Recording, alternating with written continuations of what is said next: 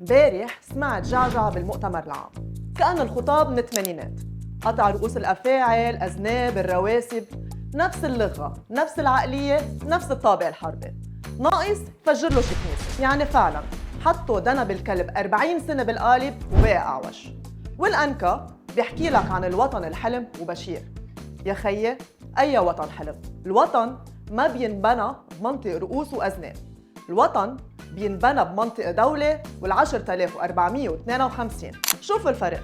البابا لما اجى على لبنان شو قال؟ قال سلام، قال محبة، قال كونوا شعب واحد مش أعداء بعض. واحد عم يدعي للسلام والتاني بعده عايش بخطاب الحرب. وعم تسألوني ليش ما نزل على القداس؟